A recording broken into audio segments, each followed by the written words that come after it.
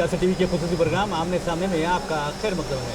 मैं मोहम्मद रियाज अहमद। जैसा कि आप जानते हैं कि हम जो प्रोग्राम पेश करते हैं, इस प्रोग्राम में खुसूसी शख्सियतों को, ख़ास तौर पर जो गैर मामूली शख्सियतें होते हैं, जो माशरे के लिए गैर मामूली खिदमत अंजाम देती हैं, उन्हें मदद करते हैं। और हमारे इस प्रोग्राम में उलमा आते हैं, मशाइखीन आते हैं, और ख़ास तौर पर जो तालीमी शोबे से ताल्लुक़ रखते हैं, या साइंटिस्ट हो, या डॉक्टर्स हो, या इंजीनियर्स हो, और अगर आप देखेंगे अदाकार होते हैं, वो भी हमारे इस प्रोग्राम में आते हैं। लेकिन आज हम जिस शख्सियत से आपको मिला रहे हैं, वो कोई अदाकार नहीं है या कोई साइंटिस्ट नहीं है, बल्कि वो ऐसी शख्सियत है, हम उन्हें इसलिए गैर मामूली कह सकते हैं क्योंकि वो माशरे में तालीम की रोशनी फैला रहे हैं, और जो तालीम की रोशनी फैलाते हैं वो गैर मामूली होते हैं। बहरहाल मेरी मुराद है MS एजुकेशन अकेडमी के चेयरमैन सैयद अब्दुल लतीफ़ साहब से, जो हमारे दरमियान मौजूद है। और हम चलते हैं जनाब अब्दुल लतीफ़ साहब के पास। आपका बहुत बहुत खैरमकदम है। और ख़ास तौर पर जैसा कि मैंने कहा है कि इस प्रोग्राम में बहुत ही गैर मामूली शख्सियतों को हम मदऊ करते हैं, लेकिन आज हम आपके इस खुसूसी प्रोग्राम में इसलिए आए हैं क्योंकि यहाँ हिम्मत की बात हो रही है, और हिम्मत जो होती है, आपने हिम्मत को यतीम और यसीर बच्चों से जोड़ा है, तो इस खुशी में हम ख़ास तौर पर यहाँ पर आए हैं। लेकिन जहाँ तक MS की बात है, तो हमने सुना है और हमने देखा भी है और पढ़ा भी है कि तकरीबन अब तक क़याम से अब तक MS एजुकेशन एकेडमी ने तकरीबन 2000 नौजवान लड़के लड़कियों को डॉक्टर बनाया है। तो ये इसमें कहाँ तक सच्चाई है? जी, तकरीबन देखिए इस साल के अगर एडमिशन्स को मिलाएंगे तो 1700 के ऊपर हो चुके हैं। जी। और अल्हम्दुलिल्लाह हर साल, इब्तिदा में तो 2-3 बच्चे हुआ करते थे। जी। लेकिन अब अल्हम्दुलिल्लाह हर साल 100-150 और उससे ज़्यादा बच्चे अल्हम्दुलिल्लाह मेडिसिन में सीट ले रहे हैं। और ये हमारे लिए बड़ा अचीवमेंट है, हम और आने वाली नस्लों की ये ज़रूरत भी है। हमारे यहाँ अच्छे काबिल और क्वालिफाइड और स्पेशलाइज्ड डॉक्टर्स की ज़्यादा ज़रूरत है। इसी चीज़ को मद्देनज़र रखते हुए MS जस्तजू में लगा हुआ है। लोग हमसे कहते हैं कि भाई आप तालीम की लाइन में इतने काबिलियत हासिल कर लिए और इतना आगे बढ़ गए हैं, अब क्यों ना कोई मेडिकल कॉलेज खोले थे, क्यों ना आप इंजीनियरिंग कॉलेज खोले थे। तो मैं उनको कहता हूँ कि भाई हमको मेडिकल कॉलेज और इंजीनियरिंग कॉलेज खोलने की ज़रूरत ही नहीं है।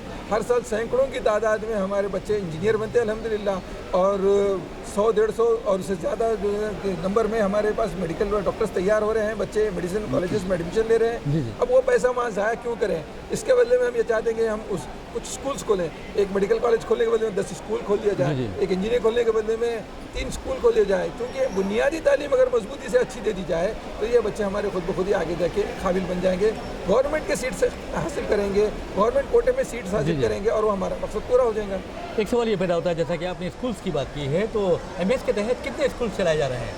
अब इस वक्त MS के तहत टोटल 91 अलग अलग किस्म के इदारे चल रहे हैं, छोटे और बड़े मिलाकर पूरे हिंदुस्तान में। MS के अपने खुद के एस्टेब्लिशमेंट्स हैदराबाद में है, दिल्ली में है, बॉम्बे में है, और इसके अलावा MS के फ्रेंचाइजीज़ हैं जो अहमदाबाद, जो गुजरात में है, और जो वेस्ट बंगाल में है, उत्तर प्रदेश में है, और महाराष्ट्र में है। और उम्मीद है अल्लाह की वजह से कि ये नंबर अब बढ़ेगा। नाज़रीन, जैसा कि लतीफ़ साहब ने बताया कि MS तालीमी मैदान में गैर मामूली सरगर्मी अंजाम दे रहा है, और फ्रेंचाइज भी इसका है, तो आप अंदाज़ा कर सकते हैं कि हैदराबाद ही नहीं बल्कि अहमदाबाद में भी ये इसकी सरगर्मियाँ पहुँच चुकी है। बहरहाल आप देख रहे होंगे कि यहाँ पर MS हिम्मत डे जो लिखा हुआ है, और आपको ये बता दूं कि हमारे दीन इस्लाम में यतीम और यसीरों के साथ शफकत से पेश आने की बहुत ज़्यादा अहमियत है, उनके साथ रहम का मामला करने की अहमियत है। तो MS एजुकेशन एकेडमी ने ख़ास तौर पर यतीम और यसीर बच्चों की हिम्मत अफजाई के लिए, उनकी हौसला अफजाई के लिए, ये साल के पहले या दूसरे दिन MS हिम्मत डे का इनेकाद में जाता है। तो हम सवाल करते हैं कि आपको ये तसव्वुर कैसा, ये कॉन्सेप्ट कहाँ से मिला? ख़ास तौर पे ठीक है, ये यतीम और यसीर बच्चों की जो हौसला अफजाई है, वो तो मैं या कोई और भी कह सकता है कि हुज़ूर सल्लल्लाहु अलैहि वसल्लम की जो तालीमात हैं उससे हमें ये कॉन्सेप्ट मिला है, लेकिन ख़ास तौर पर आपने इस पर तवज्जो क्यों दी है? देखिए, सबसे पहली बात तो जैसे आपने बताया कि अल्लाह के रसूल सल्लल्लाहु अलैहि वसल्लम की तालीमात है, कुरान और हदीस में इसके बारे में काफ़ी हमारे को मोटिवेट किया गया है इस काम को करने का। एक बात जो मेरे साथ जो है ख़ास, वो ये कि मैं खुद यतीम था। जब मैं 5 साल की उम्र का था, मेरे वालिद का इंतकाल हुआ। काफ़ी स्ट्रगलिंग लाइफ रही। अल्लाह के करम से कुछ लोगों की रहनुमाई, सरपरस्ती मुझे ऐसी मिली जो मुझे एक डायरेक्शन दे दी गई, जिसकी वजह से मैं अल्हम्दुलिल्लाह एक कामयाब इंसान की हैसियत से उभरा हूँ, और इतने सारे इदारे चलाने की अल्लाह पाक ने मुझे ज़िम्मेदारी भी दी है। और इसी चीज़ को मैं देखते हुए समझता हूँ कि ज़्यादा से ज़्यादा अगर इन बच्चों को, जो यतीम बच्चे ख़ास तौर पे, इनके ऊपर अगर हम तवज्जो दें, क्योंकि ये बच्चों को डायरेक्शन नहीं मिलता, क्योंकि मुझे पता है कि क्या होता है। मेरे ख़ानदान के मैं ऐसे लोगों को देखा हूँ जिनके वालिदैन होते थे, तो उनको वो हर अच्छे और बुरे में बोलते थे, टोकते थे, लेकिन हमको कोई बोलने वाला नहीं था। ये तो अल्लाह का करम हो गया, इत्तेफाक हो गया। तो हम नहीं चाहते कि ये बच्चे जो यतीम हैं, जो MS पे ख़ास तौर पे पढ़ रहे हैं, इनको हम जो है ना ऐसे छोड़ दें। अल्लाह ने हमको सलाहियत दिया, ताकत दिया, खूबी दिया, और एक मौका दिया तो हम इसको एनकैश करना चाहते हैं। और अल्लाह के करम से पिछले साल हमने ये सिलसिला शुरू किया, पिछले साल हमने इस प्रोग्राम को 1 जनवरी को किया, इस साल भी हम इसको 1 जनवरी को करना चाहते हैं। नया साल हम इस प्रोग्राम के साथ शुरू करना चाहते हैं। चूँकि 1 जनवरी को फ्राइडे था और हमारा प्रोग्राम डे का है, इसलिए हम इसको 2 जनवरी को मुनक्किद किए और अल्हम्दुलिल्लाह बहुत कामयाब प्रोग्राम रहा। आपको सुन के खुशी होगी कि इस वक्त अल्हम्दुलिल्लाह MS में 1197 बच्चे यतीम है जो पढ़ रहे हैं, यानी 3 कम 1200 बच्चे। और इतने सारे बच्चों की सरपरस्ती का हमको मौका मिला है जिनके लिए हम फीसेस में बड़ी हद तक रियायत करते हैं। जैसे स्कूल के बच्चे हैं तो उनको बुक्स फ्री देते हैं, यूनिफॉर्म उनको 1 में 2 फ्री देते हैं और उनकी जो रेगुलर फीस है उसको हम सिर्फ 1/3 चार्ज करते हैं, 2/3 माफ होती है। जूनियर कॉलेज और डिग्री कॉलेज में बच्चों को 50% डायरेक्ट फीस में कंसेशन है, सिर्फ 50% पे करके उनको जो है ना ज्वाइन करना होता है। तो इस तरीके से हम बच्चों की तालीम के ऊपर तवज्जो देते हुए इनको वक्तन हिम्मत अफजाई करना हम इसको अपना मकसद समझते हैं। मैंने सुना है कि आपने जो हेल्पलाइन नंबर दिया है, ख़ासतौर पर जो यतीम व असीर बच्चों को के लिए खुसूसी तौर पर ये नंबर दिया गया है, तो उसका मकसद क्या है आखिर? किस तरह की रहनुमाई करेंगे आप लोग? देखिए, हमारी कोई पॉलिटिकल पार्टी नहीं है, यानी तो हम कोई ये खैराती इदारे से जुड़े हुए नहीं हैं और ना ही हम कोई ऐसा कमिटमेंट ऐसे तसल्ली दे दें लोगों को कि वो सुन के वक्तिया तौर पर खुश हो जाएं और बाद में परेशान हो जाएं, क्योंकि हमारे साथ ऐसा बहुत हुआ।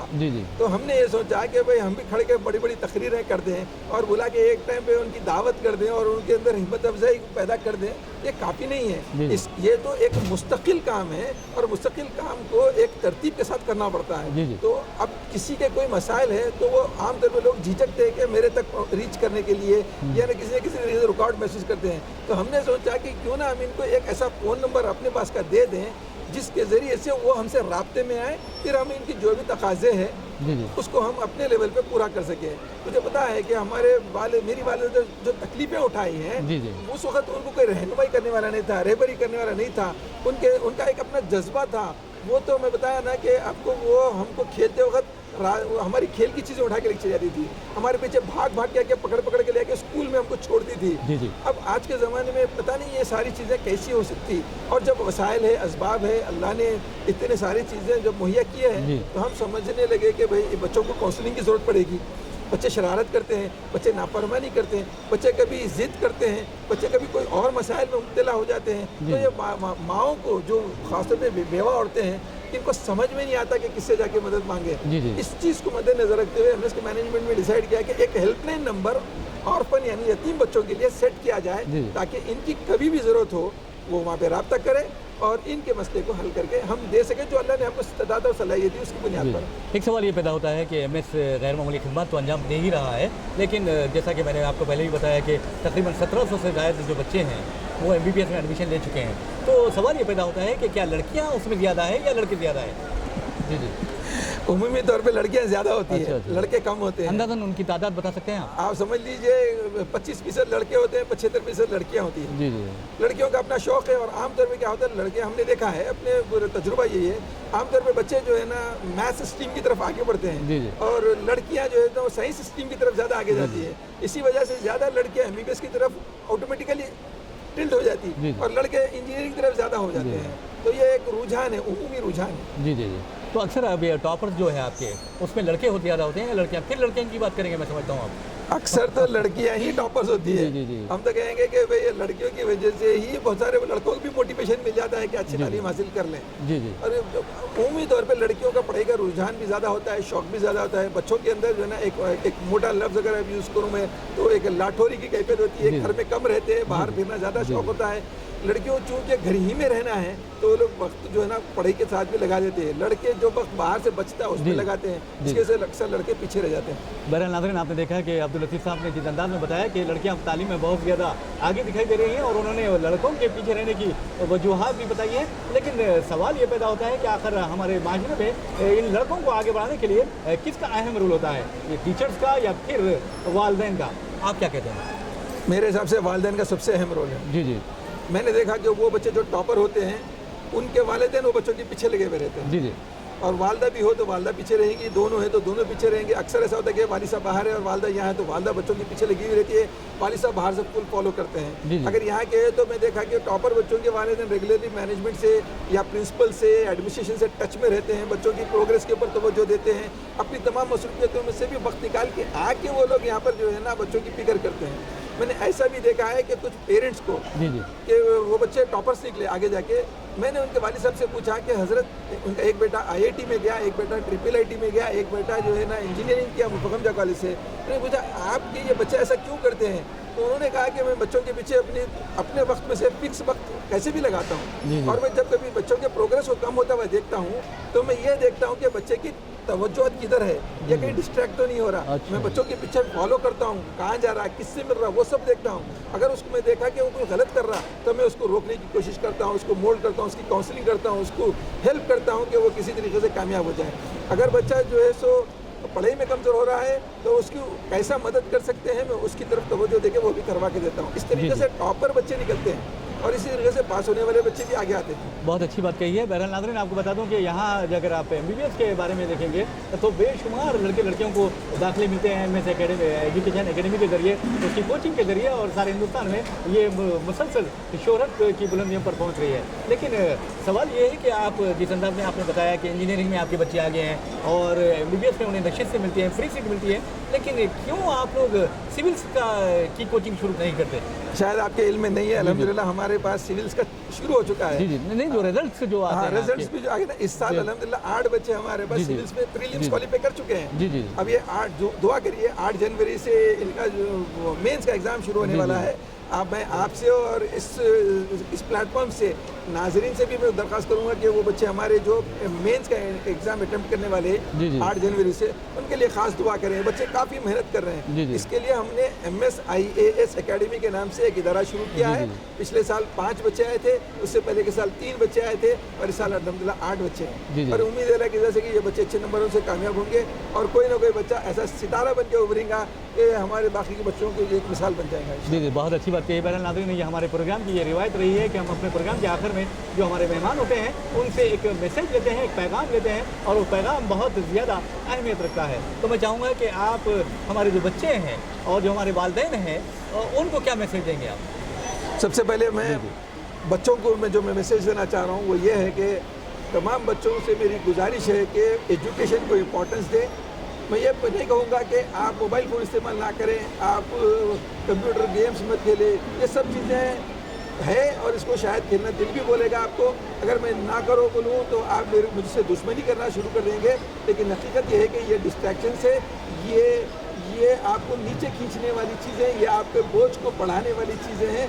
आपकी जो मंजिल है, आप जिस मकसद के साथ आपको दुनिया में अल्लाह सुब्हानहू व तआला ने भेजे है, उससे आप पीछे हो जाएंगे इन चीज़ों में रहेंगे। तो अपनी पढ़ाई को तरजीह दीजिए, पढ़ाई को ही सब कुछ समझिए, पढ़ाई ही है असल में सब कुछ है। मेरे अपने ख़ानदान में जो पढ़ चुके हैं, जैसे मैं और मेरे 2 छोटे भाई, वो लोग अल्हम्दुलिल्लाह एक कंफर्टेबल खुशहाल कामयाब ज़िंदगी जी रहे हैं। और मेरे 2 बड़े भाई जो पढ़े नहीं हैं, वो लोग अपनी लाइफ में अभी भी स्ट्रगल कर रहे हैं। मैं बाहर की बातें अपनी फैमिली कर रहा हूँ। मेरे घर के अंदर क्लियर डिस्क्रिमिनेशन है पढ़ने वालों का और नहीं पढ़ने वालों का। आज मेरे दोनों बड़े भाई, जब मैं उनसे पूछता हूँ कि भाई तुम नहीं पढ़े, आज तुमको कैसा फील होता, तो वो बहुत कहते हैं कि हम बहुत पछता रहे हैं, काश हम तुम लोगों के साथ उस वक्त पढ़ लेते तो आज हमारा ऐसा सिचुएशन नहीं होता था।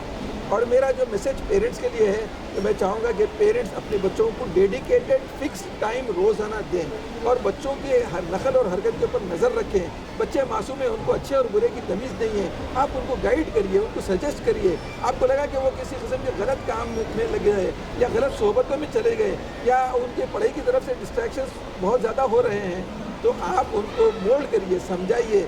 और बेहतरीन तरीका ये है कि उनको दीन के साथ जोड़िए, उनको अल्लाह सुब्हानहू व तआला की ज़ात के साथ जोड़िए, उनको अल्लाह से लेने वाला बनाइए। उनके लिए तहज्जुद में उठ के दुआ करिए। जो पेरेंट्स रातों को तहज्जुद में उठ के दुआ करते हैं, हमने देखा है उनके बच्चों के अंदर काफ़ी तब्दीली आती है। मेरे पास बहुत पेरेंट्स आके कहते हैं कि साहब मेरा बच्चा हाथ से निकल गया, बिगड़ गया, आप कुछ सजेशन दीजिए। तो मैं अक्सर वो पेरेंट्स को सजेस्ट करता हूँ कि आप तहज्जुद में उठ कर उनके लिए दुआ करिए और दिन में उनके ऊपर मेहनत करिए, इंशाअल्लाह तब्दीली आएंगी। बहुत ही प्यारा मैसेज आपने दिया है। बहरहाल नाज़रीन, इन्हीं इसी प्यारे मैसेज के साथ हम अपना प्रोग्राम आमने सामने इख्तिताम को पहुँचाते हैं। मुझे मोहम्मद रियाज अहमद को इजाज़त दीजिए। इंशाअल्लाह फिर मुलाकात होगी, फिर बात होगी। तब तक के लिए अल्लाह हाफ़िज़।